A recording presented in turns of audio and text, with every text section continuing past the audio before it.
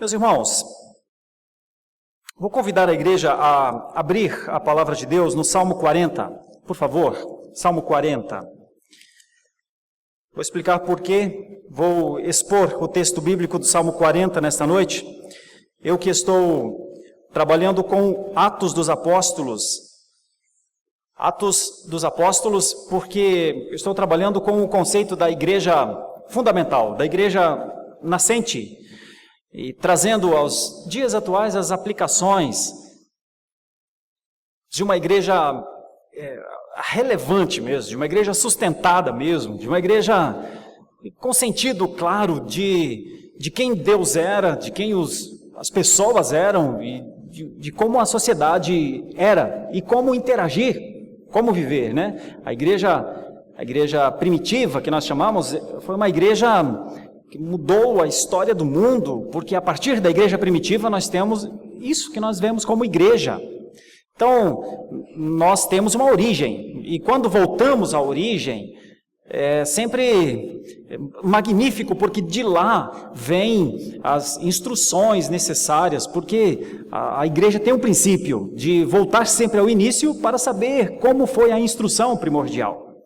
Então, como nós estamos trabalhando a igreja primitiva, em Atos dos Apóstolos, e como numa das últimas exposições eu falei sobre aquele momento em que Pedro e João, depois de serem duramente ameaçados, porque eles haviam praticado um benefício, na verdade, curado um homem, mas aquilo era muito novo para o povo, aquilo era muito novo para a religião oficial da época, aquilo era muito difícil de compreender, como é que um benefício daquela forma estava sendo executado sem a participação da igreja oficial, né?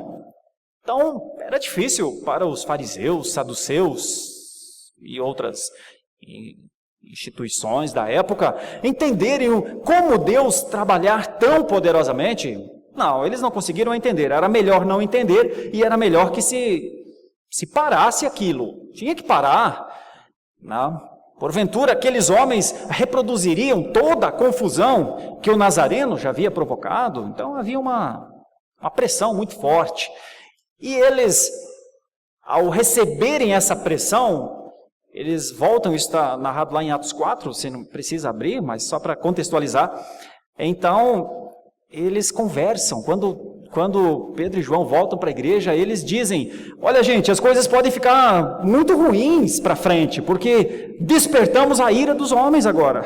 Agora, como é que vai ser? Somos ameaçados, Jesus já foi morto, morreremos também? Como fazer agora? A gente prossegue, a gente para? Quer dizer, como é que a gente resolve esse negócio? A gente continua como igreja? Vamos dizer que somos os discípulos? Vamos cada um para um lado? Como é que se faz? Então, eles têm duas coisas muito importantes naquele momento. Uma delas é que Deus, na sua graça, lhes dá um senso alargado de compreensão, apurado, eu chamo, para ler o contexto e ver que o que estava acontecendo, a perseguição, as ameaças, tudo que estava ali diante deles, né, as portas deles, provavelmente eles estavam trancados dentro de algum recinto. Aquilo era a predeterminação de Deus. Deus, na sua soberania, tinha colocado fariseus e saduceus como pedras no sapato da igreja. E eles entendendo isso, olha, é que a nossa vida não vai ser fácil mesmo, a nossa vida como igreja não vai ser fácil. Vamos entender isso logo. Vamos entender que nós somos uma minoria e que nós somos e temos uma condição de prosseguir se Deus nos sustentar, ou paramos agora e não andamos, uma coisa assim, nesse sentido. Só que eles olham para as Escrituras, recordam as instruções que Davi já havia dito, que os gentios se enfureceriam mesmo contra a palavra, contra os filhos do Senhor, e eles se alimentam daquilo, e então, ao ler essa situação, ao perceber e ao não negar a adversidade, mas a ser animado pela adversidade, inclusive, foi o título da pregação, os desafios que animam a igreja, eles, com esse senso apurado do seu momento, eles tomam uma das decisões mais fundamentais, mais importantes, que inclusive reverbera, hoje ainda é a instrução para estes momentos. Eles oram ao Senhor. Eles oram ao Senhor. E na sua oração, eles pedem algo magnífico. Pedem intrepidez. Pedem coragem mesmo, que não tem. Não criemos nenhuma fantasia, eram homens como nós, eram homens. Mas eles, ao rogarem ao Senhor que lhes dê a intrepidez, a Bíblia diz que o chão treme naquela hora, como que Deus trabalhando ali com eles, vou dar, sabe? Vocês não querem fugir, vocês querem permanecer, vou dar, e entrega, e a palavra logo a seguir relata que eles então pediram intrepidez e com intrepidez anunciavam a palavra do Senhor, a despeito das adversidades. Essa passagem ligada à oração, me faz ir para o Salmo 40, para, num apoio à sequência que nós estamos trabalhando em Atos, pensar no Salmo 40. Então, sob o tema 5 palavras ao Senhor. 5 palavras no relacionamento de alguém com o Senhor. 5 ideias, 5 conceitos, 5 expressões que resumem vida, que resumem o dia a dia, as decisões que nós tomamos, que resumem a luz que ilumina a nossa mente. 5 expressões, 5 formas, 5 conduções pessoais de vida diante de um Senhor, o Rei. O Senhor, o absoluto Deus do acordo, Deus do pacto. Primeiramente, esse Salmo 40 tem 10 vezes a palavra Senhor. Se você olhar para o Salmo, dá uma olhadinha, você vai ver a palavra Senhor. No primeiro versículo, ela já aparece, e ela aparece 10 vezes, em 17 versículos. 9 vezes em caixa alta e 1 em caixa baixa. Ou cada vez que aparece essa palavra Senhor em caixa alta, para nós, aqui na língua portuguesa, no primeiro momento, parece não ter nenhum sentido, mas tem. E o sentido é que essa palavra, quando aparece em caixa alta, está referindo-se a Yahvé, Jeová. E a palavra Yahvé, o tetragrama, aquele que não poderia ser, os judeus não conseguiam pronunciar, achavam que não era possível, era um nome impronunciável, de tão elevado que era. O nome Yahvé é exatamente o Deus pactual, o Deus do acordo, o Deus que estabeleceu um acordo para que a redenção fosse executada na prática, e este Deus pactual, o Deus do pacto, o Deus do acordo, o Deus da preservação, o Deus da criação, da preservação, do fim de todas as coisas, o que é, o que existe, essa é a ideia de Yahvé, o eu sou. Este nome, o salmista, que é Davi, porque o começo do Salmo já fala, ao mestre de canto, Salmo de Davi, faz questão de usar a expressão Senhor todas estas vezes. Então, é diante deste Senhor, estas 5 expressões. Não são expressões voluntárias, são expressões direcionadas. É ao Senhor, é ao que existe. Não é uma oração em que eu estou no centro, não é uma oração que algum plano meu está à frente. Antes de tudo, há uma certa exclusividade em termos de direção dessas expressões. E é ao Senhor. Todas as vezes que o termo aparece é ao Senhor, pelo Senhor, do Senhor, com o Senhor, no Senhor. Todas as expressões próximas à palavra Senhor indicam um direcionamento. É o Senhor. Então, este salmo é um conjunto de expressões. Eu vou pontuar sobre 5 expressões ao Senhor, tendo o Senhor como objetivo final. Vejamos então. Está escrito assim: esperei confiantemente pelo Senhor. Ele se inclinou para mim e me ouviu quando clamei por socorro. Tirou-me de um poço de perdição, de um tremedal de lama. Colocou-me os pés sobre uma rocha e me firmou os passos. E me pôs nos lábios um novo cântico, um hino de louvor ao nosso Deus. Muitos verão essas coisas, temerão e confiarão no Senhor. Versículo 4.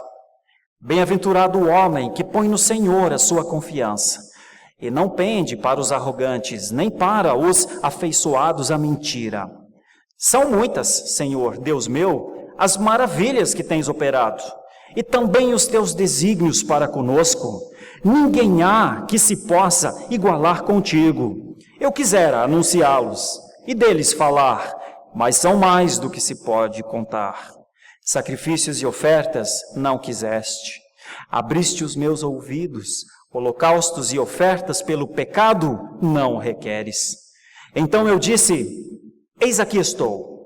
No rolo do livro está escrito a meu respeito. Agrada-me fazer a tua vontade, ó Deus meu, dentro do meu coração está a tua lei. Proclamei as boas novas de justiça na grande congregação. Jamais cerrei os lábios, tu sabes, ou tu o sabes, Senhor. Não ocultei no coração a tua justiça. Proclamei a tua fidelidade e a tua salvação. Não escondi da grande congregação a tua graça e a tua verdade. Versículo 11. Não retenhas de mim, Senhor, as tuas misericórdias. Guardem-me sempre a tua graça e a tua verdade. Não tem conta os males que me cercam. As minhas iniquidades me alcançaram, tantas que me impedem a vista. São mais numerosas que os cabelos de minha cabeça, e o coração me desfalece. Praza-te, Senhor, em livrar-me. Dá-te pressa, ó Senhor, em socorrer-me. Sejam a uma envergonhados e cobertos de vexame os que me demandam a vida. Tornem atrás e cubram-se de ignomínia os que se comprazem no meu mal. Sofram perturbações por causa da sua ignomínia os que dizem, bem feito, bem feito. 16. Folguem em ti e se rejubilem todos os que te buscam. Os que amam a tua salvação, digam sempre, o Senhor seja magnificado. Eu sou pobre e necessitado, porém o Senhor cuida de mim. Tu és o meu amparo e o meu libertador. Não te detenhas, ó Deus meu.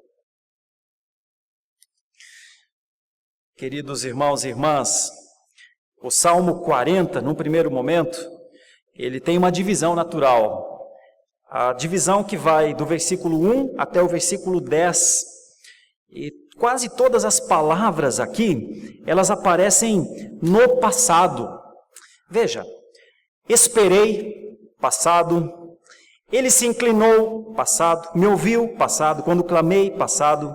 Tirou-me, passado. Colocou-me os pés. Firmou os passos. Me pôs nos lábios um cântico.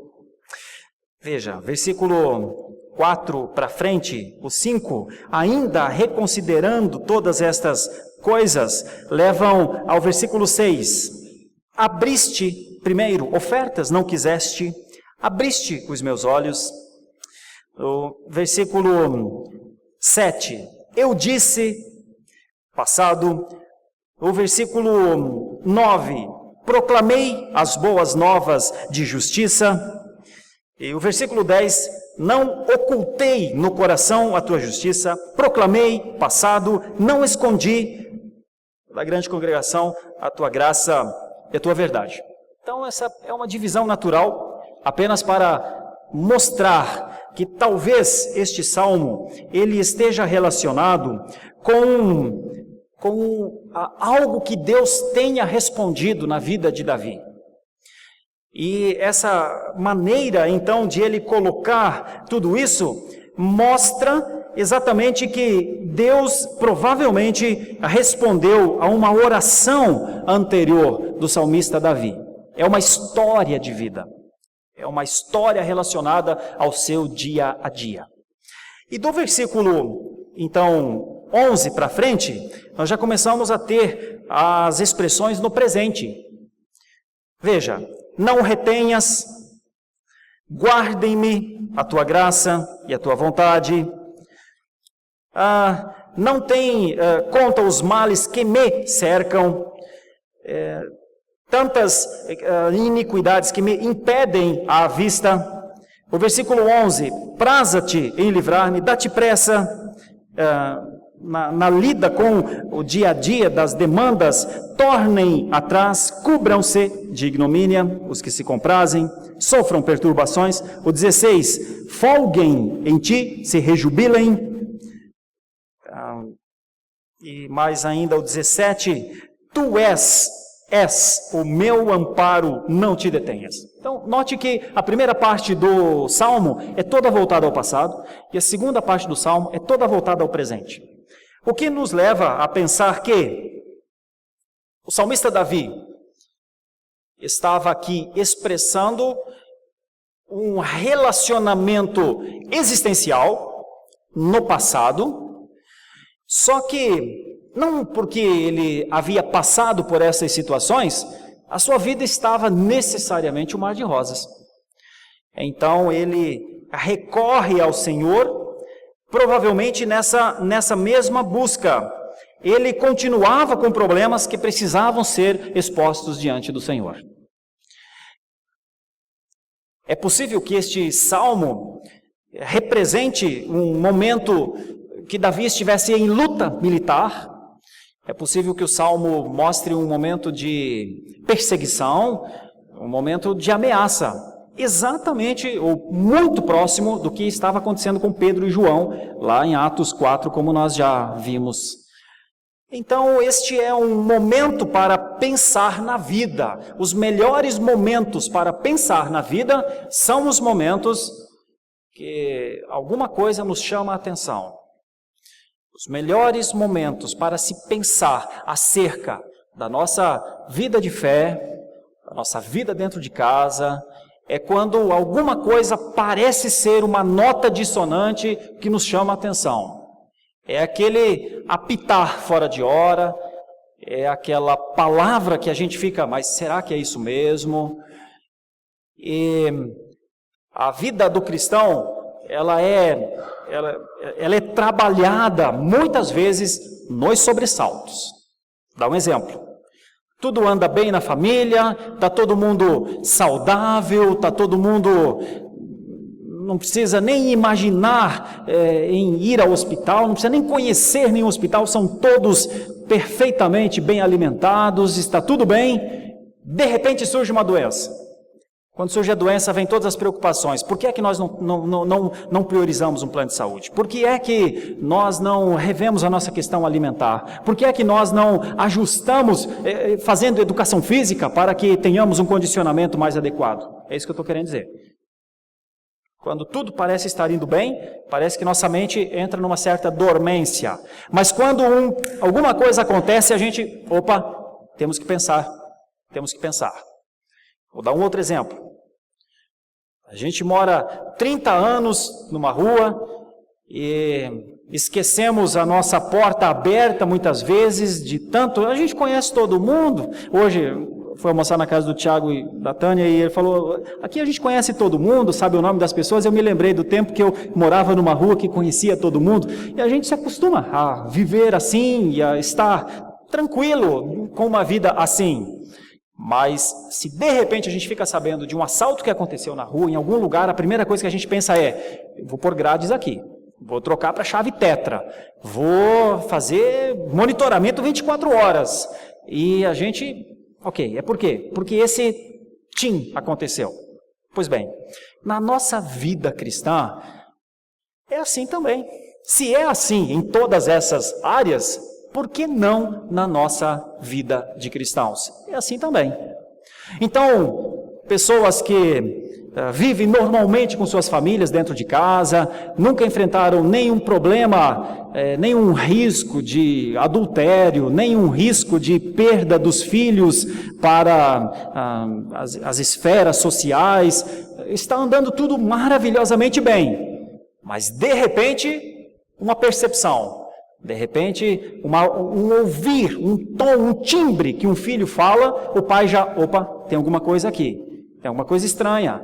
E talvez precise de um tempo mais de convivência com este meu filho, com essa minha filha. Certamente precisa de uma aproximação maior da minha parte.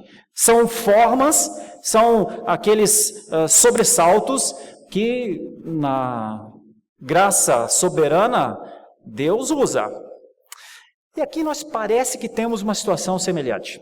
Nós temos um homem que na sua vida com Deus, convivia com Deus, mas que a sua vida ainda tinha situações que necessariamente teriam de contribuir para que ele ficasse em alerta. E esse ato, essa maneira de viver atento às coisas do seu dia a dia, é que levam este homem a conversar com Deus. Então eu perguntaria, tem alguma coisa na sua vida, nesse instante, que pode ser considerado como que um sobressalto? Como com um sinal de alerta? Alguma coisa te vem à mente que você pensa, isso aqui parece não estar certo. Isso aqui parece não ser o certo. Seja com a sua vida pessoal, seja com a sua família, seja com alguém que você... Quem te vem à mente numa hora como essa? Qual é a luz amarela que acende na nossa caminhada com Deus neste momento? O que nós precisaríamos colocar diante de Deus para uma conversa com Deus? Eu gostaria que nós estudássemos o Salmo 40 com essa plataforma. O Salmo 40 são 5 expressões ao Senhor. Primeiro, porque o salmista Davi crê no Senhor.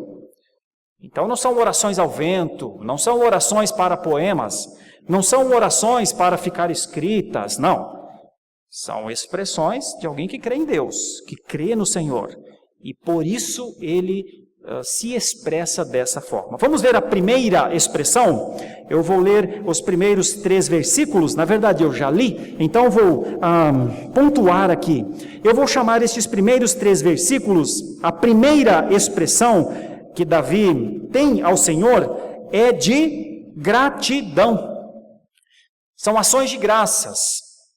Meus irmãos, todo homem de Deus, toda mulher de Deus tem que ter história para contar. E Davi tinha. Todo homem de Deus, toda mulher de Deus precisa ver Deus na sua vida. Em algum lugar, o homem de Deus tem Deus na sua vida. Deus é nosso Deus, nosso Pai. Todo homem de Deus, toda mulher de Deus precisa ter na sua consciência alguma coisa que ele possa expressar acerca do seu relacionamento com Deus. Deus não é o ar que eu respiro. Deus é uma pessoa. Deus é Deus.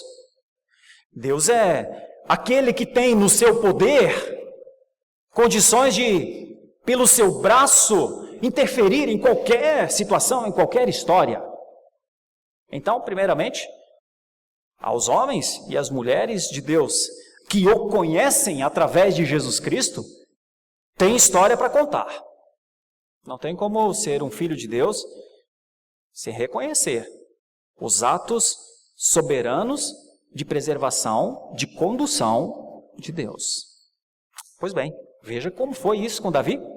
Davi provavelmente está querendo dizer, Senhor, houve um momento de instabilidade na minha vida, e eu aguardei. A ideia da palavra esperar aqui é eu fiquei perto, eu fiquei junto, eu fiquei ali, aguardando, e para minha surpresa, o Senhor se inclinou, é um eufemismo, é uma ideia de que o Senhor chega para frente, mais ou menos assim, que Deus se movimenta em graça na sua direção. E então, mas Deus não só se movimenta na direção de Davi, quando ele esperava por Deus. Enquanto ele esperava por Deus e clamava por socorro, o ouvir de Deus vem acompanhado da ação. É isso que eu quero dizer, que todo cristão tem que ter história para contar, tem que se lembrar. Não tem como eu ser um cristão sem me lembrar do que Deus fez, está fazendo na minha vida. Não tem como agradecer do que não aconteceu, entendeu? Não tem como eu e você sermos agradecidos de algo que não aconteceu. Não tem como nós louvarmos e engrandecermos ao Senhor se não aconteceu nada. Davi está dizendo, comigo aconteceu. E o que é que aconteceu? Davi está relacionando o seu estado de instabilidade. E a forma de ele trabalhar isso é dizer que ele andava num poço, ou vivia num poço de perdição, um tremedal de lama, uma ideia de completa instabilidade, de afundamento, uma ideia de prisão, uma ideia de não conseguir andar, de não conseguir se movimentar. E então ele diz que o Senhor o coloca sobre uma rocha, e não só o coloca sobre uma rocha, mas firma seus joelhos, seus passos. E logo a seguir, coloca também, veja toda a ação de Deus na vida desse homem, coloca nele vontade de louvar, coloca nele vontade de cantar, coloca nele um hino e coloca nele a vontade de dizer ao mundo, veja, muitos verão essas coisas, temerão e confiarão no Senhor. Irmão, essa primeira parte eu gostaria de aplicar, quero fazer 5 aplicações. Uma das coisas mais maravilhosas na vida, na expressão, no olhar, na forma de um cristão viver, é quando ele expressa, quando ele testemunha, quando ele percebe, quando ele sabe, quando aquilo faz parte da vida dele, é que Deus o arrancou, o levantou. A ideia é tirar de um lugar que por si só a pessoa não conseguiria sair. Sabe, a vida pode ser difícil, e eu sei que ela é. Nunca foi prometido vida fácil.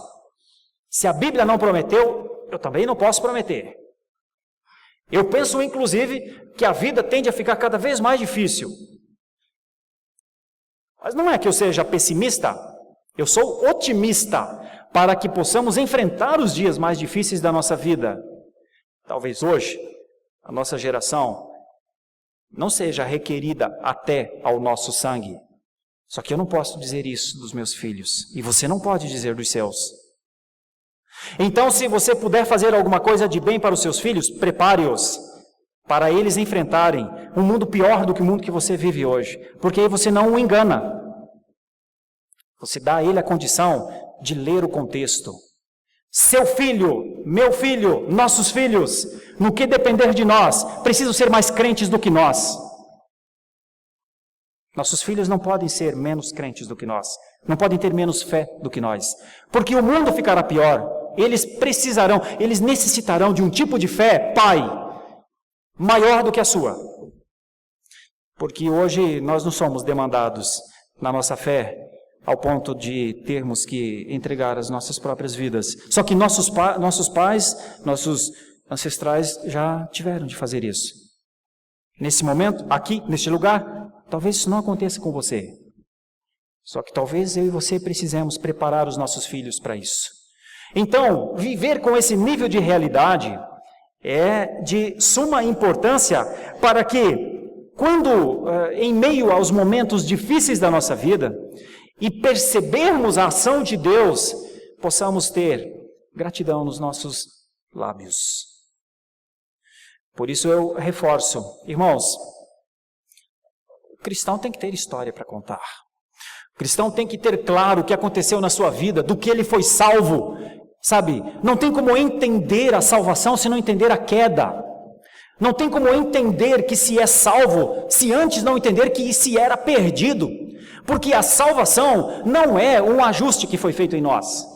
A salvação não é um complemento, a salvação não é uma recalchutagem, a salvação não é um implante de cabelo no calvo, a salvação não é um ajuste no abdômen um pouco avantajado, a salvação não é uma melhora para que a nossa aparência fique mais adequada. Não. A salvação é um refazer de essência. A salvação tornou você outra pessoa, tornou-nos outra pessoa. A salvação colocou em nós um novo pensar. Não tem crente, não tem salvo sem um novo pensar. Não tem crente, não tem salvo que, feito nova criatura, viva nas leis antigas. Não existe isso. Não se engane com isso. Se as nossas leis, se as leis que nos regem não são as leis de Deus, está muito claro, não fomos salvos ainda. Está muito claro, eu posso não querer. Não, mas eu não quero viver como um não salvo, pelo amor de Deus, não, eu quero ser salvo. Bom, mas eu tenho uma má notícia para aqueles que querem viver as leis antigas achando que são salvos. Em Cristo, somos novas criaturas. Em Cristo, nele, debaixo das suas leis. Então, se as nossas leis não são as de Cristo, está tudo bem. Ou está tudo mal. Então, a primeira ideia que eu gostaria de deixar é que se você é salvo, tem que ter gratidão por isso. Se você foi tirado do poço, então veja o que o salmista disse: muitos verão essas coisas, temerão e confiarão no Senhor. Se eu e você fomos salvos, pessoas têm que saber disso. Ok, é aqui que começa o evangelismo. É aqui que o evangelista nasce. Quando ele consegue dizer o que lhe aconteceu. Enquanto ele não consegue dizer o que lhe aconteceu, obviamente, nunca vai ser evangelista. E eu sei que vai ser uma pregação dura, difícil. Mas à luz do Salmo 40, aqueles que foram salvos do tremedal de lama, aqueles que foram tirados do poço da perdição, aqueles que foram levantados por um poder sobrenatural, aqueles que foram feitos, refeitos, sabe, não é uma melhoradinha não. Foram tornados novas criaturas. Esses têm que ter história para contar. Bom cristão tem história para contar. Bom cristão se alegra nas histórias que ele tem com o seu Senhor. É o que Davi está fazendo conosco. Davi está contando, teve um momento que eu estava mal, mas eu sabia que só o Senhor podia fazer alguma coisa por mim. Sabe o que é que ele fez? Ele fez isso, e ele conta a história, e colocou meu pé sobre a rocha, firmou os meus passos. Sabe o que eu fiz quando eu me vi nessa nova situação? Eu não podia parar de cantar. É aqui que surge a expressão da gratidão de Davi. Deixa eu falar sobre uma outra expressão, entre as 5 expressões ao Senhor, ao Deus do pacto, através da vida de Davi, estão nos versículos 4 e 5. E agora, Davi está falando sobre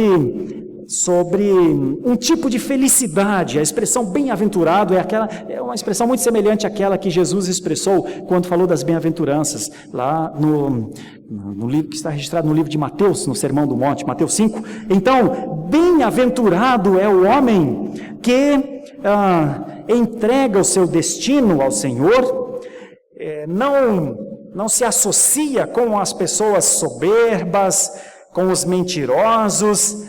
E nessa maneira de Davi falar, ele começa a reconhecer as inúmeras ações, os desígnios de Deus, e ele diz, olha, eu gostaria até de fazer o testemunho, mas sabe o que é? São tantas, são muitas, que eu não conseguiria contar.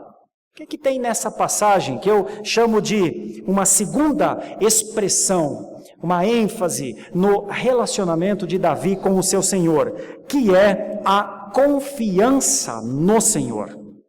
Porque, irmãos, confiança é fácil de a gente entender, mas confiança no Senhor não é tão fácil de entender. Confiança no Senhor é abrir mão da arrogância humana de encontrar força, condições, maneiras, técnicas, ideias, inteligência para resolver as coisas da vida. Confiança no Senhor, eu vou usar uma ilustração que não explica tudo, mas pode ajudar um pouquinho pelo menos. Eu digo assim, a confiança que a gente tem em nós mesmos é tão grande, nós confiamos tanto em nós, que provavelmente toda pessoa que vai fazer um arroz, ela não se ajoelha diante do fogão e diz, Senhor Deus, hoje mais uma vez farei arroz. Minha família depende do arroz. Hoje mais uma vez me coloco diante do Senhor para que o Senhor me use. Usa-me, ó Senhor, nesse lugar que o Senhor me colocou agora. Poderia estar em tantos outros lugares, matando, roubando, mas estou aqui fazendo arroz. Senhor, é uma dura tarefa fazer esse arroz. Por isso, de joelhos, suplico, Senhor, como faço esse arroz?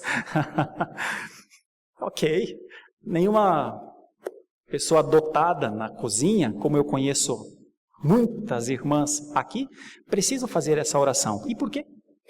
Porque sabemos fazer arroz, até eu sei. Então, por saber fazer o arroz, nós dizemos, nisso eu me garanto. Homens sabem até fritar ovos, pelo menos. Então nós, irmãos, sinceramente, quem sabe fritar um ovo e quem sabe fazer um arroz, precisa de Deus para quê? Não é? Sabemos fazer. Pois bem, só que a vida não é fritar um ovo e não é cozinhar uma panela de arroz. Epa! Se não é, então como é que é? Olha, como é que é? Eu vou dizer um negócio. Gerenciar a vida é uma das coisas mais difíceis que possa existir. Se você quiser gerenciar a sua vida, você vai ser um derrotado. Se você quiser avaliar as pessoas pela sua cosmovisão, pela sua capacidade, pelo seu feeling, você vai se perder. Eles vão te enganar, vão te trair, vão te abandonar, vão te menosprezar, vão te desconsiderar como ser humano, vão cuspir em você e vão lhe jogar fora depois, porque você não vale nada para ninguém, eu não valho nada para ninguém. Mas quando a gente olha para uma pessoa, não, mas reverendo, que jeito de olhar para essa figura tão amável que eu estou olhando, essa silhueta tão perfeita. Irmãos, quem quer gerenciar a si mesmo e ao próximo, a partir da sua condição, da sua confiança, quem quiser insistir nessa forma, por justiça, tem que se dar mal. Porque está errando no princípio básico de perder a confiança no Senhor. Quem escolhe o caminho errado nunca chegará ao lugar certo. Se você quiser chegar ao lugar certo, do entendimento das coisas da vida, se nós quisermos chegar juntos a este lugar, a primeira coisa é realmente entender o que é confiança em Deus. E confiança em Deus é aquela condição que a pessoa tem de colocar a vida diante do Senhor, mas ninguém coloca a vida diante do Senhor se não colocar segundo por segundo dessa vida diante do Senhor. Então não tem essa história de entreguei a minha vida ao Senhor. Não existe entregar a vida ao Senhor se decisão por decisão não passar pelo crivo daquele que sabe o que é melhor para a sua glória, não é nem para mim. Primeiro é para a sua glória e depois que na sua glória, no quanto ele for glorificado, isso é bênção para a minha vida. Meus irmãos, eu sei que isso não é fácil, viu? Eu não gosto de falar de utopias. A Bíblia é uma história muito real. A Bíblia é cheia de instruções reais. E uma das coisas mais terríveis, abomináveis diante do Senhor, o Deus da provisão, é quando Ele vê o homem não confiar nele. Vou citar uma pessoa, Saul. Saul não confiou no Senhor. Saul não confiou na profecia.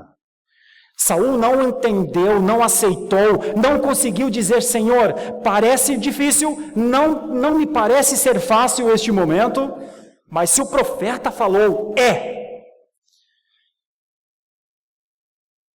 Deus retirou Saul do reinado, porque entre os seus pecados estava o de não crer. Vou dar outro exemplo. Jesus caminhava sobre as águas, chegava ao barco. Eles se assustaram. Um deles diz, gente, nós somos gente de fé. Ele disse que é Jesus. Se ele disse que é Jesus e ele caminha sobre a água, se ele me fizer caminhar sobre a água, eu também ando. Então, ele coloca Jesus à prova com essa ideia. Se for, me chama e eu andarei sobre as águas. E Jesus disse, então venha, Pedro. E quando Pedro andou sobre as águas, por conta das adversidades, diz o texto, vento muito forte. Pedro era só um homem, meus irmãos. Vento muito forte mesmo. Eu que já, quando criança, já estive em casa que o vento destelhou. Eu que já morei em casa, que quando vinha uma tempestade, porque o sul do Brasil é corrente de ventos, então, assim, todo mês tem uma tempestade passando, todo mês tem cidades que sofrem muito com pedras, granizos, vendavais. Eu que já estive em casa de madeira, que eu ouvi o rangir da casa se balançar com o vento. Posso imaginar como é que Pedro se sentiu. O vento o colocava parecia que os seus pés não estavam sobre algo sólido, parecia que ele poderia cair a qualquer momento, e o texto diz que ele olha para essa adversidade e afunda. E Jesus lhe corrige: onde é que está a sua confiança? Por que não confia em mim, Pedro?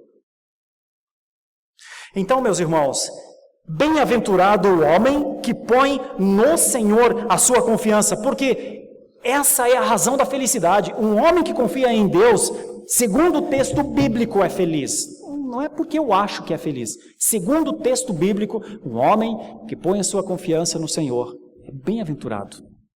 E essa é uma das causas da infelicidade de boa parte do cristianismo atual. Ele não confia o seu futuro ao Senhor. Ele não crê verdadeiramente que o Senhor é o Deus da provisão. Ele não consegue. E ao não crer, vem a ansiedade, vem as deprimências, vem as doenças psicossomáticas, vem tudo que se puder imaginar. E tem que ter mesmo, tem que ter. Quem escolhe não confiar no Senhor tem que viver doente, porque não tem jeito. Não tem jeito. É a Bíblia dizendo, é a forma de Deus expressar. Trate isso na sua vida, confie no Senhor. Note, isso é extremamente profundo. Ao desobedecer, ao desconsiderar uma possibilidade de relacionamento confiante no Senhor, o homem atrai males sobre si. Muitos males. O texto parece dizer que os homens que abandonam a confiança no Senhor não conseguem ver as suas maravilhas. E justo Deus, que é o Deus das maravilhas, que é o Deus das ações impensadas, que é o Deus da provisão, que é o Deus surpreendente, que é o Deus que traz sempre uma instrução nova para todo aquele que quer aprender. Mas aquele que não consegue confiar no Senhor, faz exatamente aquilo que Jesus disse para não fazer. Não anda ansioso pelo dia de amanhã, confia em Deus. Se não tiver nenhum argumento que eu possa lhe dizer, olhe para os lírios, olhe para os pássaros. Confie. Ao não confiar, obviamente, há a grande dificuldade em relação a contemplar os desígnios do Senhor. Agora, o homem feliz que confia no Senhor dessa maneira, o que acontece com ele? É isso que ele está falando em relação ao seu passado. Eu vi as tuas maravilhas. Eu vejo os teus desígnios. Quando passam as situações, Davi identifica: Deus estava aqui. Deus estava na minha vida. Então é a segunda ideia das 5 palavras ao Senhor. Com isso, obviamente, eu não estou desconsiderando patologias, eu não estou desconsiderando a situação da depravação total, da degeneração natural da nossa vida. Um dia todos nós morreremos, um morrerá de câncer, outro de acidente, outro de doenças renais, outro de o que for. Eu não estou tornando isso aqui um triunfalismo para dizer, então é só confiar, então não preciso de médico. Não é isso que eu estou falando, irmãos.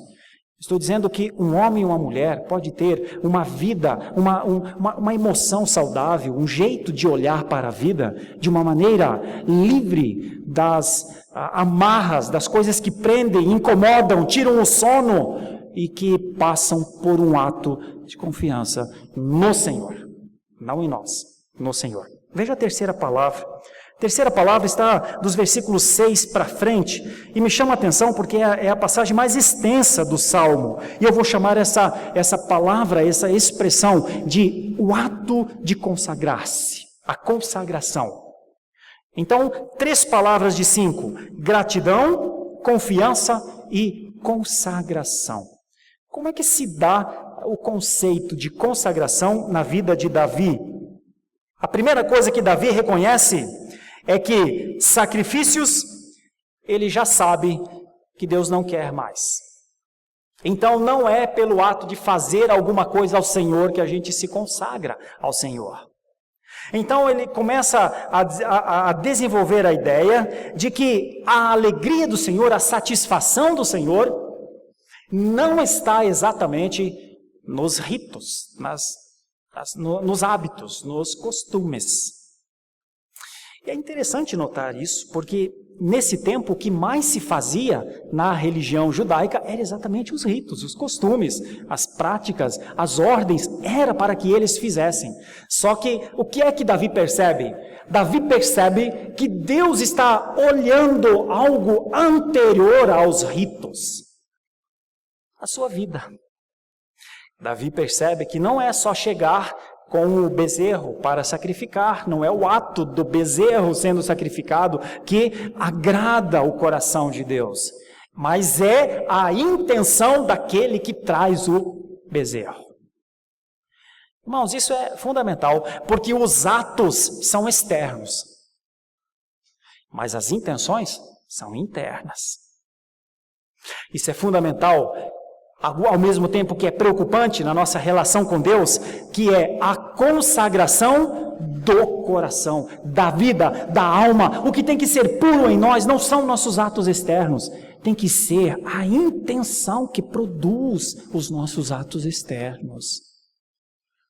Por quê, irmãos? Porque os nossos atos externos são vistos por pessoas, e os nossos atos internos são vistos por Deus.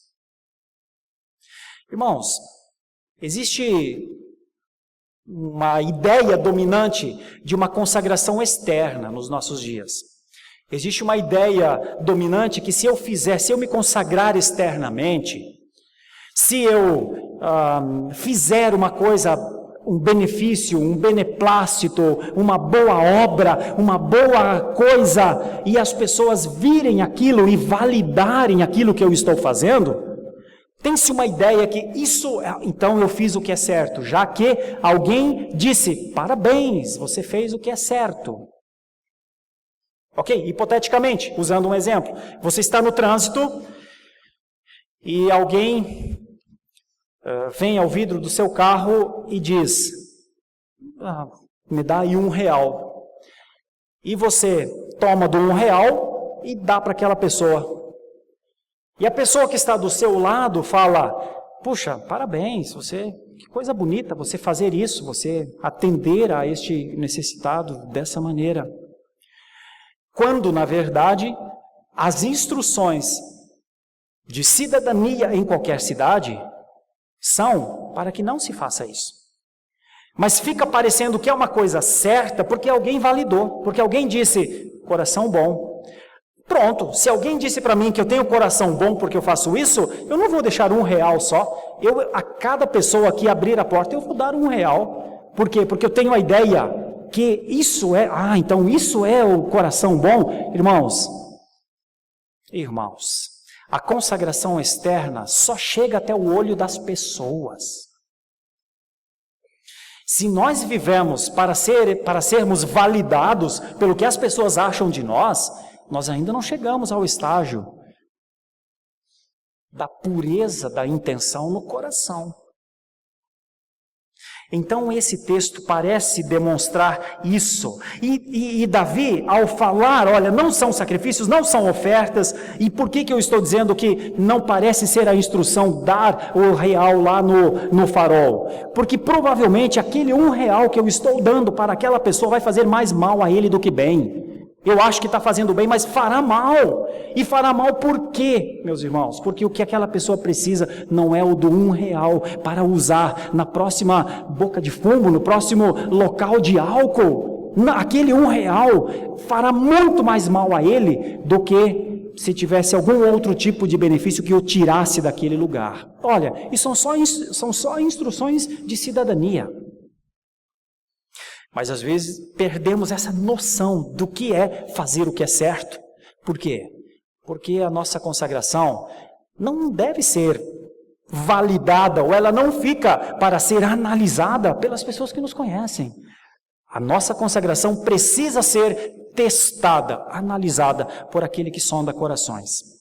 E é isso que Davi vê. Porque ele diz, já que não são as coisas externas, então disse, aqui estou, agrada-me fazer a tua vontade, olhe para dentro do meu coração, e o Senhor verá que tem instruções dentro do meu coração. Pronto, é onde eu quero chegar. Sabe o que é um homem consagrado? Uma mulher consagrada ao Senhor? Sabe o que é um homem entregue, que é a ideia de consagração? Sabe o que é um homem dedicado, que é a ideia de consagração? Sabe o que é um homem que abandona sua condição de dirigir as histórias, os tempos, as decisões da sua vida? É um homem que tem as instruções no coração. É aqui que pega o negócio de gente consagrada e gente não consagrada. É aqui que pega o negócio de gente diferente da cultura. É aqui que se marca, é aqui que se define. É aqui que se sabe quem é crente e quem não é crente nos mundos adversos. É aqui que vem à tona, que é levantado e que é colocado sobre uma rocha e que canta e que louva o Senhor e que é feliz e que confia no Senhor e que vê as maravilhas, os desígnios do Senhor. Um homem, uma mulher que as instruções do Senhor estão cravadas no seu coração. Antes disso, não tem consagração. Antes disso, tem sacrifícios. Antes disso, tem maneira de mostrar às pessoas que somos bons. Antes disso, tem a honra que eu quero defender. Antes disso, tem a mensagem que eu quero passar para as pessoas da minha fé. Antes disso, tem plástica.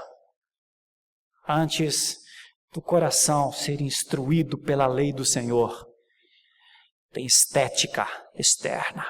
Não tem crente dependente, que ama, que adora, que sofre, mas que permanece. Antes disso não nascem os Jós, como Jó. Antes disso não nascem os açoitados pelos tempos, mas que permanecem ali como um farol açoitado por ondas de 10 metros de uma tempestade no mar. Passam aquelas ondas que você diz, cai o farol agora, mas quando passou a onda, o farol continua de pé lá. Antes disso não nascem as colunas, os baluartes, os que dizem bate, bate. Antes disso, antes da lei no coração, não tem consagração. Por quê? Porque a consagração não é um ato externo. A consagração é algo do coração. São as convicções do coração, são as atitudes que se toma e se diz para nós mesmos, para o mundo e para Deus. Disso não dou um passo atrás. Davi tinha história para contar, porque entre outras coisas ele tinha isso a dizer. Era um homem entregue ao Senhor, porque o Senhor o instruía no coração. Tem uma outra ideia, vem dos versículos 11 para frente, até o versículo 15, do versículo 11 ao 15. E eu chamo essa quarta expressão numa relação com Deus, uma relação viva, uma relação que existe mesmo, uma relação do Senhor com o seu filho, do Pai com o seu filho. E eu chamo esta expressão de confissão. Então esta é a quarta palavra de 5. A primeira é gratidão. A segunda é confiança. A terceira é consagração. E a quarta é confissão. E como que se dá na vida de Davi? Davi diz, Senhor, eu nas minhas orações agora já no presente, uma vez que o Senhor já trabalhou comigo na minha vida muito até aqui, agora no presente eu quero expressar algumas coisas. Primeiro, eu dependo das tuas misericórdias. Eu só vivo às custas das tuas misericórdias. Então, é possível que o Senhor não detenha, não segure, não a mantenha, mas derrame sobre mim. Eu necessito das tuas misericórdias. Então, é um senso que Davi tem. E olha, se Davi está pedindo a misericórdia, já é porque todo o que pede misericórdia sabe que tem alguma coisa errada com ele. Todo que pede a misericórdia de Deus sabe que tem alguma coisa que ele mesmo não consegue fazer. Irmãos, eu falei hoje na nossa escola bíblica dominical, falando sobre o conhecimento de Deus, que entre as coisas que Deus faz nas nossas vidas a partir da nossa conversão é nos dar um senso claro de quem nós somos. E é muito bom que todo cristão saiba logo no começo da sua conversão que ele não é flor que se cheire. Nós somos maus, nós não somos bons. E não é que a conversão em nós nos bonificou, nós continuamos maus. Se tem alguma coisa em nós que aparece e que faz sentido na nossa vida, é a presença de Jesus em nós. Se tem alguma coisa de boa dentro de nós, é o bom que Deus destinou para viver aqui dentro, dessa mente, desse coração, dessa vida, de você. Mas o cristianismo não significa que maus foram tornados bons. Não há isso. Os maus continuam sendo maus. Ah, mas eu crente mal? Sim.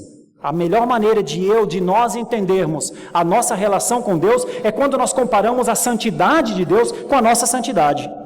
A melhor maneira de nos conhecermos é conhecendo a Deus, quando nós sabemos que Ele ama. E amar é querer o bem do outro. E quando nós percebemos que nós amamos porque não conseguimos ficar longe de alguém, por exemplo. Opa, esse já é um amor diferente do amor de Deus.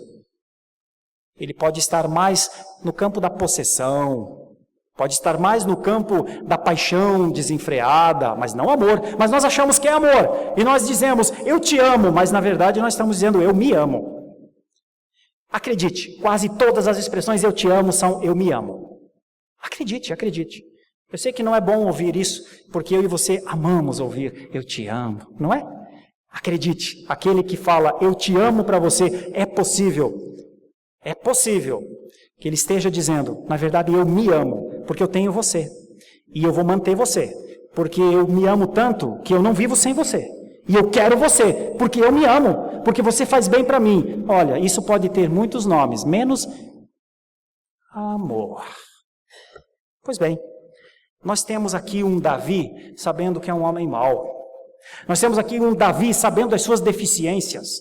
Nós temos aqui um Davi que começa a colocar diante do Senhor, a tua misericórdia eu necessito, porque se a tua misericórdia não estiver sobre mim, as minhas maldades me consomem. Veja como é que ele vai trabalhar isso. Ele pede que o Senhor o guarde, que as misericórdias do Senhor o guardem na presença dele. Pense numa oração, irmãos. Senhor, tenha misericórdia de mim e que as tuas misericórdias me mantenham com o Senhor. Pense numa oração profunda. Pois é assim que Davi começa a reconhecer de uma maneira confessional. Ele sabe que só as misericórdias do Senhor podem guardar a graça e a verdade de Deus na sua vida. Bom, mas veja mais. Quando vem o versículo 12... é um choque de realidade, é um senso de entendimento de Davi. Aqui Davi está sendo Davi. Não tem conta os males que me cercam, as minhas iniquidades me alcançaram, tantas que me impedem a vista.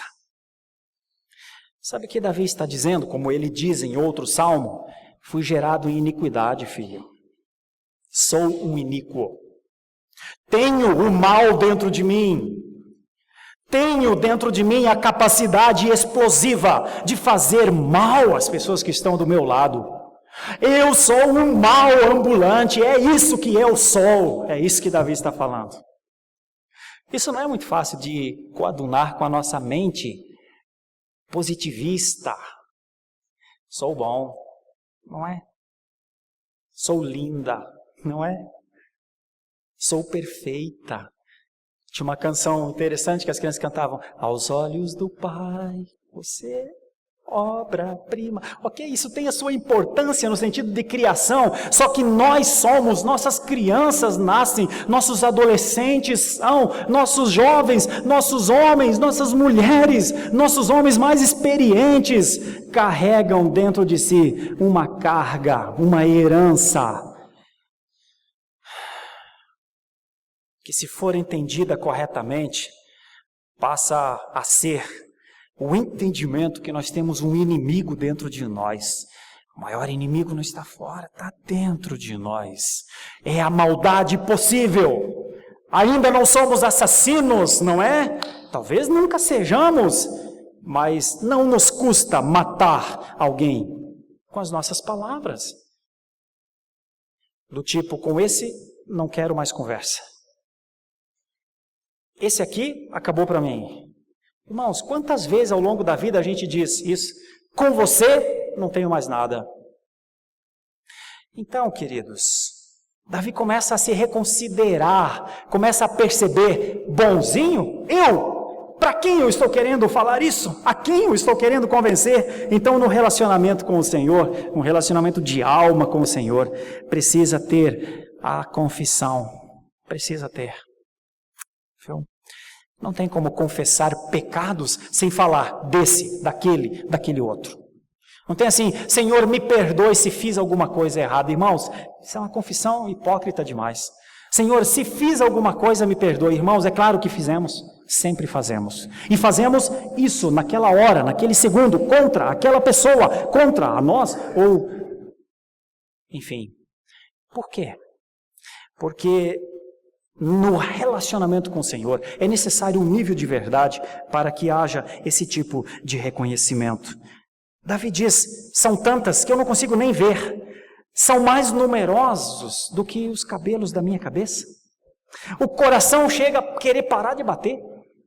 Quando Davi percebe quem verdadeiramente ele é, tenho a impressão que ele tem vontade de morrer.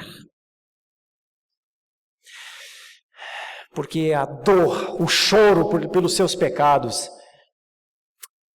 a angústia por ele ser aquela pessoa contra Deus. Você sabe o que é a noção de desamor a um Deus que expressa amor sem parar? O amor de Deus é o tempo inteiro. O amor de Deus é uma expressão contínua. O amor de Deus é de ações constantes. O amor de Deus é em dimensões, como se nós fôssemos inundados por Ele. O amor de Deus é Deus dizendo, eu amo você, eu entreguei meu filho por você, você agora é meu filho, você é um filho meu agora, você só está caminhando nesses tempos difíceis, porque você está nesse tempo, como todos os outros filhos de Adão, mas eu te dei Jesus Cristo para você passar, para você atravessar esses momentos. Por isso louve, glorifique, exalte ao Senhor. Mas a expressão de desamor é, só comigo acontece isso. Devo ter atirado pedra na cruz. Hoje levantei com o pé esquerdo. O que mais pode me acontecer? A culpa é das estrelas.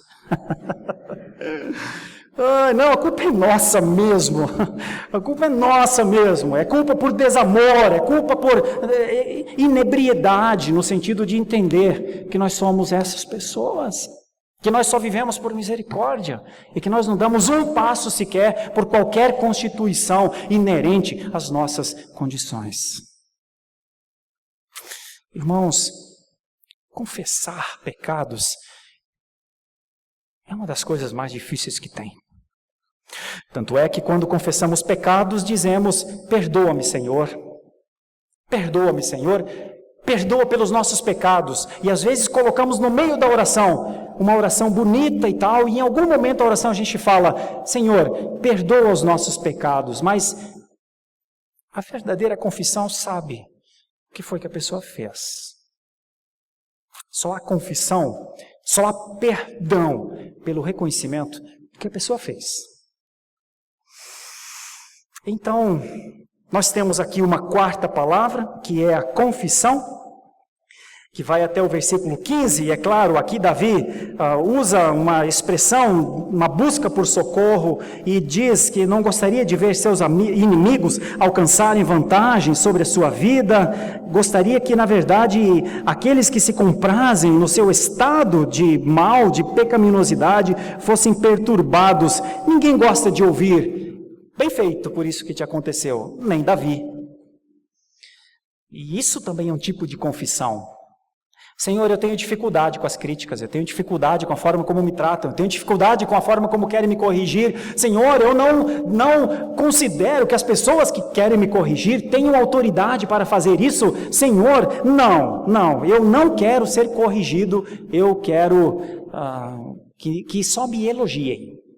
Quero que digam que eu estou andando bem. Irmãos, graças a Deus por aqueles que dizem que é possível que não estejamos andando bem. Porque se tem uma coisa no cristão, se tem uma coisa fundamental na vida do cristão, é a capacidade de se arrepender das suas práticas. Os cristãos precisam ter o hábito do arrependimento.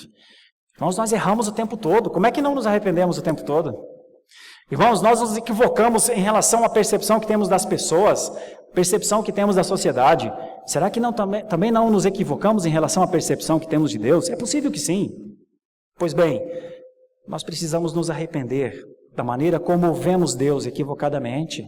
Precisamos nos arrepender como vemos as pessoas. Precisamos nos arrepender como vemos as coisas. É possível que muitos de nós cristãos, a cristandade, principalmente no Ocidente, seja idólatra de coisas. Precisa se arrepender agora, já. Como precisa se arrepender de tentar manipular o Senhor de todas as coisas. Você acha que não? Você acha que a teologia graçante da prosperidade não é um equívoco fundamental em relação a ser Deus quem é e ser o homem como é? Você não acha que o triunfalismo que coloca o homem no centro, que o humanismo de Erasmo de Roterdã, não são equívocos em relação à existência? Não é uma tentativa do homem se independer do Deus das misericórdias?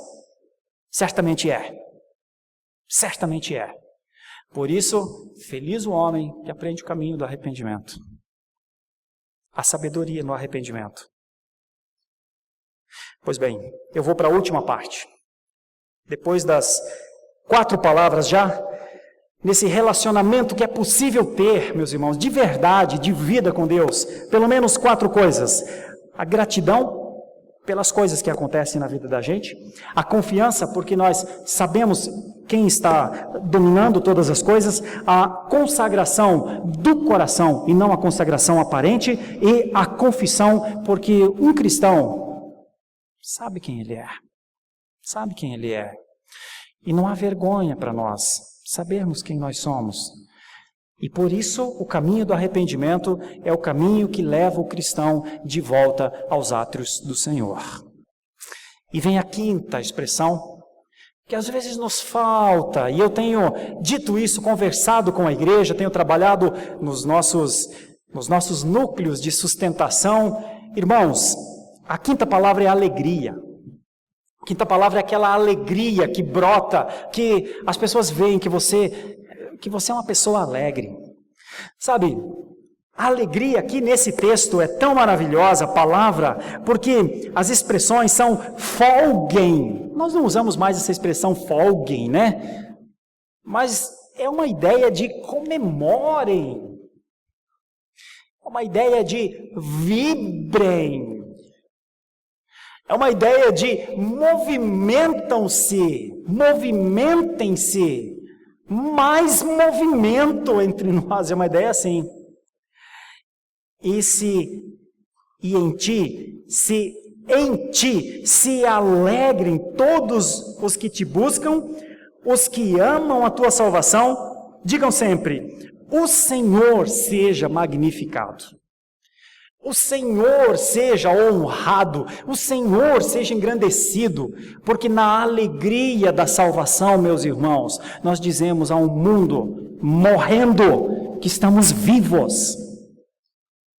Na alegria da salvação, nós nos colocamos como aquele farol diante das ondas de 10 metros.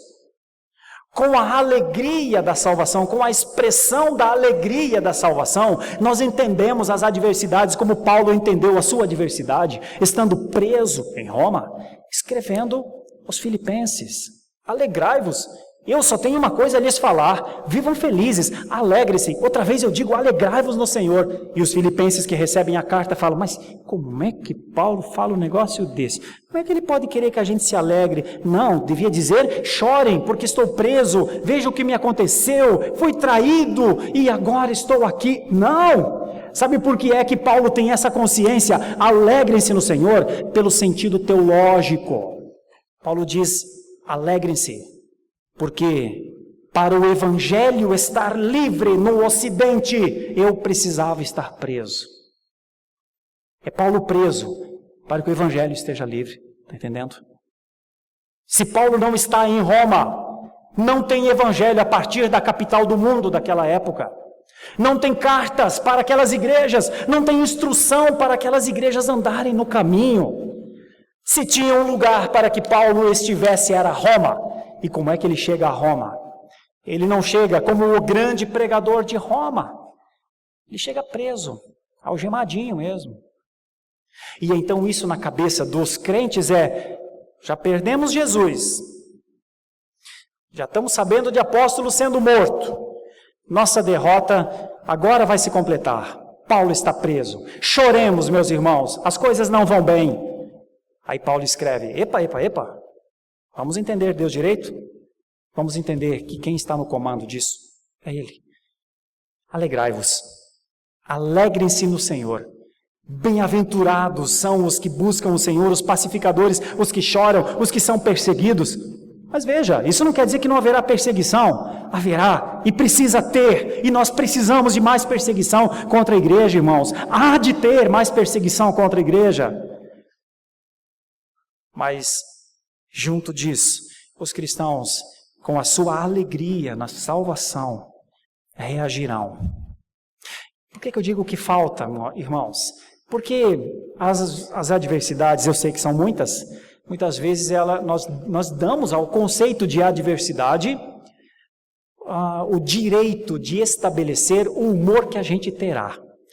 Então, se as coisas não dão certo, eu tenho mau humor. Se as coisas estão bem, eu sorrio. Irmãos, isso é um tipo de suscetibilidade que pode ter em qualquer lugar, em qualquer cultura, mas não é da cultura cristã. A alegria que Davi está falando aqui é uma alegria que contempla o seu estado. Note o último versículo.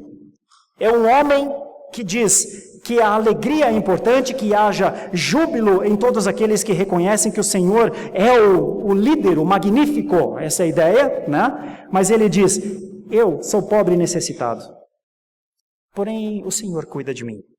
Tu és o meu amparo e o meu libertador. Em ti eu posso confiar, essa é a ideia. Não te detenhas. A ideia de não te detenhas é que eu sei que o Senhor vem na minha direção. A alegria da salvação é a consciência que um cristão tem que o Senhor vem na sua direção. A alegria da salvação é que em meio ao choro, aos gritos, ao desespero, ele pode dizer como Davi disse: eu não preciso viver assim. Eu posso deitar, eu posso descansar, eu posso até pegar no sono, porque eu sei que o Senhor me sustenta. O choro pode até durar uma noite, mas a alegria vem pela manhã. As nuvens densas e espessas parecem que não existe sol, mas eu sei que Ele está lá. É noite. Bom, mas a vida não é feita só de noites. Amanhã haverá uma manhã. Sabe, irmãos, no relacionamento com Deus, um relacionamento vivo, um relacionamento de uma convivência real com Deus, precisa ter ênfases, nós precisamos lembrar de algumas coisas, e nessa lembrança de como expressar, o que expressar ao Senhor, o Salmo 40 nos ajuda bastante. Se você estiver meio perdido, estiver meio sem ânimo, se estiver meio abatido, se estiver meio preocupado com uma circunstância que não andou direito como você esperava, se você estiver decepcionado ou decepcionada, se você estiver frustrado consigo mesmo, frustrado com pessoas, se você estiver mais querendo se isolar do que viver em comunidade, se você estiver temeroso, porque você não confia em você mesmo, nas condições que você tem, nos limites que você tem para viver, se você não confia, talvez, que o Senhor da provisão está no seu santo templo, no seu trono, que o seu cetro ainda faz tremer a terra, mas você não vive bem esse momento dessa maneira, leia o Salmo 40. Veja a história de Davi. Veja um passado e um presente na vida de um homem de Deus. Olhe para esse salmo. Lembre das 10 vezes que Davi chama o Senhor de o Deus do pacto. Lembre que Deus é Deus do pacto. Lembre que o pacto de Deus pressupõe, na sua forma, nos seus atos, a nossa redenção. E pense na possibilidade de agradecer. Só agradecer. Pense na possibilidade de verdadeiramente confiar que é possível, que o que está acontecendo, ainda que a minha mente não contemple, é plano de Deus. Tente imaginar que Deus lhe chama todo você, não a sua expressão externa, o seu coração diante do Senhor. Tente imaginar que Deus se agrada do seu coração. Tente imaginar que Deus lhe conhece tanto que você não precisa esconder nada dele. Confesse.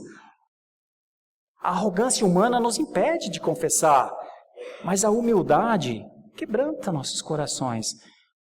Irmãos, quando foi a última vez que a gente ajoelhou diante de Deus para dizer, homem pecador que sou?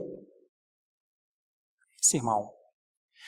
Sabe, depois dessa confissão, e é por isso que talvez muitos não consigam viver a alegria da salvação, eles ainda não reconheceram seus pecados, ainda não reconheceram a sua fragilidade, ainda não reconheceram a sua incapacidade, ainda estão confiando em si, ainda estão brigando com o mundo e com as pessoas, ainda estão dando ao Senhor uma consagração pela metade, ainda estão vivendo, sinceramente, ainda dentro de um equívoco teológico. Por isso, irmãos, muitos não conseguem desenvolver a alegria da salvação. Mas ela está aí. Ela está na palavra. É possível. A despeito das circunstâncias adversas, é possível. Eu gostaria de deixar isso, a quinta palavra. Sejamos um cristão, uma cristã, irmãos, que as nossas expressões, a nossa forma de viver, demonstrem o que aconteceu conosco. Você é o Evangelho vivo. Eu e você somos o Evangelho vivo. Nós somos aquilo que nós sabemos das Escrituras, o que está em nós. Então, uma das coisas que parece-me que Davi propõe nessa conversa com Deus é que deve haver alegria naqueles que buscam o Senhor. Se rejubilem os que buscam o Senhor. Eu sou pobre, eu sou necessitado, ele diz, mas eu sei quem o Senhor é. E o Senhor não tem nada de pobre e nada de necessitado. Eu vivo por Ele. O Senhor nos dê graça para uma vida pessoal, uma vida espiritual com o Senhor ajustada. Minha oração é que uma igreja como a nossa, aqueles irmãos que nos ouvirão no futuro, pensem nas suas vidas com o valor que a vida tem, o valor dado por Deus. Deus amou tanto a Davi que chamou Davi de um homem segundo o seu coração. Por quê? Porque ele vivia intensamente a sua relação com o Senhor. Não viva a relação com o Senhor de maneira superficial. Viva de maneira intensa. Viva de maneira vibrante. Mas o princípio de tudo isso é aquilo que está no meio da palavra, a instrução no coração. Se o irmão ainda não tem essa instrução no coração, se ainda não conhece muito das coisas da palavra de Deus, vá em frente, ainda dá tempo. Conheça a lei do Senhor. Usufrua esse benefício da lei do Senhor no coração, na alma. A lei do Senhor é para ser escrita nos nossos corações, não em pedras, não em letras, no nosso coração. E um homem que vive assim, meus irmãos, à luz desse salmo pelo menos, é um homem diferenciado, é uma mulher diferenciada no tempo em que vive. Que Deus nos dê graça. É só pela graça, mas como é bom viver debaixo dela. Feche seus olhos por um instante. Oremos ao Senhor. Eu quero convidar nossos irmãos do grupo de louvor que vão cantar a última canção. Enquanto eles vêm à frente, pense em um instante. Quantas palavras nós temos na nossa relação com o Senhor? Quantas ênfases nós temos? Que o Senhor percebe. Isso aqui é uma ênfase desse meu filho e dessa minha filha. Davi parece que tinha 5. No Salmo 40, pelo menos. Senhor, ajuda-nos com a Tua palavra, com a instrução no nosso coração, com a convivência com os nossos irmãos, com o tempo que o Senhor está nos dando para viver. Trabalha na nossa vida a ponto de nós percebermos que não dá para ter uma relação pela metade com o Senhor, porque o Senhor nunca quis ter relacionamento pela metade com ninguém. Será que estaria satisfeito conosco se isso acontecesse? Certamente que não. Por isso, ensina-nos o caminho de uma vida com o Senhor. Continua a ensinar o caminho de uma vida com o Senhor. Confiança, esperança, gratidão, consagração, confissão e alegria. O Senhor pode nos dar um tom de alegria que passa desde o nosso pensamento ao timbre da nossa voz, à expressão do nosso corpo. Que o Senhor nos dê a graça de comunicar a este mundo que somos o povo mais feliz da terra. É o que eu te peço, em nome de Jesus. Amém.